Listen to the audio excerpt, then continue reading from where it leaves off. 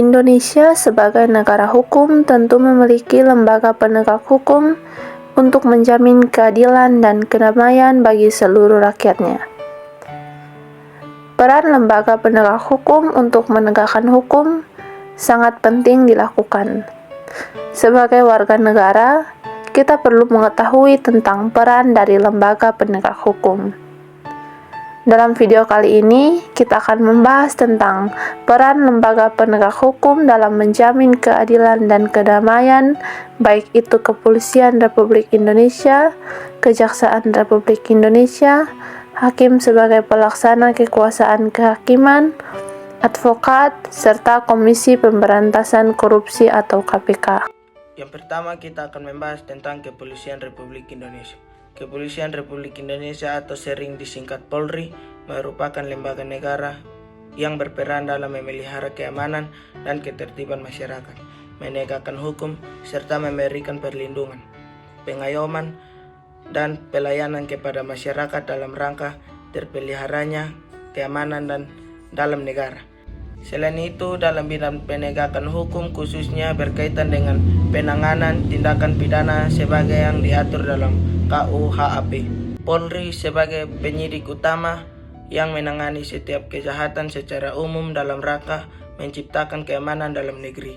Pasal 16 Undang-Undang RI Nomor 2 Tahun 2002 tentang Kepolisian Republik Indonesia telah menetapkan kewenangan sebagai berikut. 1. Melakukan penangkapan, penahanan, penggeledahan, dan penyitaan. 2. Melarang setiap orang untuk meninggalkan atau memasuki tempat kejadian perkara untuk kepentingan penyidikan. 3. Membawa dan menghadapkan orang kepada penyidik dalam rangka penyidikan. 4. Menyuruh berhenti orang yang dicurigai dan menanyakan serta memeriksa tanda pengenal diri. 5. Melakukan pemeriksaan dan penyitaan surat. 6. Memanggil orang untuk didengar dan diperiksa sebagai tersangka atau saksi. 7. Mendatangkan orang ahli yang diperlukan dalam hubungannya dengan pemeriksaan perkara. 8. Mengadakan penghentian penyidikan. 9. Menyerahkan berkas perkara kepada penuntut umum. 10. Mengajukan permintaan secara langsung kepada pejabat imigrasi yang berwenang di tempat pemeriksaan imigrasi dalam keadaan mendesak atau mendadak untuk mencegah atau menangkal orang yang disangka. 11. Melakukan tindak pidana. 12. Menyerahkan berkas perkara kepada penuntut umum. 13. Mengajukan permintaan secara langsung kepada pejabat imigrasi yang berwenang di tempat pemeriksaan imigrasi dalam keadaan mendesak atau mendadak untuk mencegah atau menangkal orang yang disangka melakukan tindak pidana. 14. Memberikan petunjuk dan bantuan penyidikan kepada penyidik, pegawai negeri sipil, serta menerima hasil penyidikan penyidik pegawai negeri sipil untuk diserahkan kepada penuntut umum. Baik, kita akan masuk pada bagian yang kedua, yaitu Kejaksaan Republik Indonesia. Kejaksaan Republik Indonesia adalah lembaga negara yang melaksanakan kekuasaan negara Indonesia, khususnya di bidang penuntutan. Keberadaan Kejaksaan Republik Indonesia diatur dalam Undang-Undang Republik Indonesia Nomor 16 Tahun 2004 tentang Kejaksaan Republik Indonesia. Berdasarkan undang-undang tersebut, Kejaksaan sebagai salah satu lembaga penegak hukum dituntut untuk lebih berperan dalam menegakkan supremasi hukum, perlindungan kepentingan umum, penegakan hak asasi manusia, serta pemberantasan korupsi, kolusi, dan nepotisme. Kejaksaan dikelompokkan menjadi 3 bidang, yaitu yang pertama di bidang pidana. Yang pertama melakukan penuntutan, melaksanakan penetapan hakim dan putusan pengadilan yang telah memperoleh kekuasaan hukum tetap. Yang ketiga melakukan pengawasan terhadap pelaksanaan putusan pidana bersyarat, putusan pidana pengawasan, dan keputusan lepas bersyarat. Yang keempat melakukan penyidikan terhadap tindak pidana tertentu berdasarkan undang-undang. Yang kelima, melengkapi berkas perkara tertentu dan untuk itu dapat melakukan pemeriksaan tambahan sebelum dilimpahkan ke pengadilan yang dalam pelaksanaannya dikoordinasikan dengan penyidik. Bagian yang kedua yaitu di bidang perdata tata usaha negara. Kejaksaan dengan kuasa khusus dapat bertindak baik di dalam maupun di luar pengadilan, untuk dan atas nama negara atau pemerintah. Bagian yang ketiga yaitu dalam bidang ketertiban dan ketentraman umum. Yang pertama, peningkatan kesadaran hukum masyarakat. Yang kedua, pengamanan kebijakan penegakan hukum. Yang ketiga, pengawasan peredaran barang cetakan. Yang keempat, pengawasan aliran kepercayaan yang dapat membahayakan masyarakat dan negara. Yang kelima, pencegahan penyalahgunaan dan atau penodaan agama. Yang keenam, penelitian dan pengembangan hukum serta statistik kriminal. Yang ketiga, hakim sebagai pelaksana kekuasaan kehakiman. Kekuasaan kehakiman diatur sepenuhnya dalam Undang-Undang RI Nomor 48 Tahun 2009 tentang kekuasaan kehakiman yang merupakan penyempurnaan dari Undang-Undang RI Nomor 4 Tahun 2004 tentang kekuasaan kehakiman. Berdasarkan undang-undang tersebut, kekuasaan kehakiman di Indonesia dilakukan oleh Mahkamah Agung. Badan peradilan yang berada di bawah Mahkamah Agung meliputi badan peradilan yang berada di lingkungan peradilan umum, peradilan agama, peradilan militer, dan peradilan tata usaha negara serta oleh sebuah mahkamah konstitusi. Hakim adalah pejabat peradilan negara yang diberi wewenang oleh undang-undang untuk mengadili. Dalam upaya menegakkan hukum dan keadilan serta kebenaran, hakim diberi kekuasaan yang merdeka untuk menyelenggarakan peradilan. Hakim tidak boleh dipengaruhi oleh kekuasaan-kekuasaan lain dalam memutuskan perkara. Apabila hakim mendapatkan pengaruh dari pihak lain dalam memutuskan perkara, cenderung keputusan hakim itu tidak adil, yang pada akhirnya akan meresahkan masyarakat serta wibawa hukum dan hakim akan pudar. Menurut ketentuan Undang-Undang RI tahun 48 tahun 2009 tentang kekuasaan kehakiman, hakim berdasarkan jenis lembaga peradilannya dapat diklarifikasikan menjadi 3 kelompok berikut. Yang pertama, hakim pada Mahkamah Agung yang disebut dengan Hakim Agung. Yang kedua, hakim pada badan peradilan yang berada di bawah Mahkamah Agung, yaitu dalam lingkungan peradilan umum, lingkungan peradilan agama, lingkungan peradilan militer, lingkungan peradilan tata usaha negara, dan hakim pada pengadilan khusus yang berada dalam lingkungan peradilan tersebut.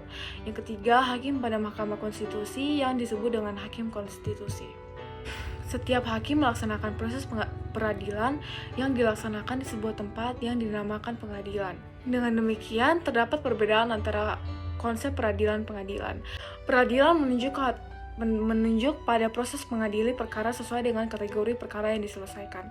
Pengadilan menunjukkan pada tempat untuk mengadili perkara atau tempat untuk melaksanakan proses peradilan guna menegakkan hukum. Pengadilan secara umum mempunyai tugas untuk mengadili perkara menurut hukum dengan tidak membedakan orang.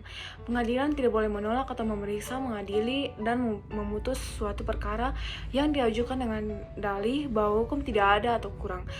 Pengadilan wajib memeriksa dan mengadili setiap perkara peradilan yang masuk.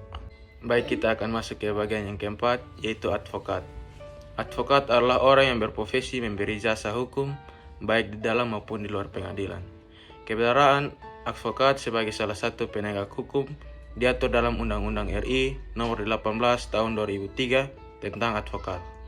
Melalui UU ini, setiap orang yang memenuhi persyaratan dapat menjadi seorang advokat. Adapun persyaratan jasa hukum yang diberikan berupa memberi konsultasi hukum, bantuan hukum, menjalankan kuasa, mewakili, membela, mendampingi, dan melakukan tindakan hukum. Adapun tugas dari advokat secara khusus adalah membuat dan mengajukan gugatan, jawaban, tangkisan, sangkalan, memberi pembuktian, mendesak segera disidangkan atau diputuskan perkaranya, dan sebagainya. Di samping itu, pengacara bertugas membantu hakim dalam mencari kebenaran dan tidak boleh memutarbalikkan peristiwa demi kepentingan kliennya agar kliennya menang dan bebas. Oleh karena itu, sesuai Undang-Undang RI Nomor 18 Tahun 2003, seorang advokat mempunyai hak dan kewajiban yang dilindungi Undang-Undang. Adapun yang menjadi hak advokat sebagai berikut. A. Advokat bebas mengeluarkan pendapat atau pertanyaan dalam membela perkara yang menjadi tanggung jawabnya di dalam sidang pengadilan dengan tetap berpegang pada kode etik profesi dan peraturan perundang-undangan. B.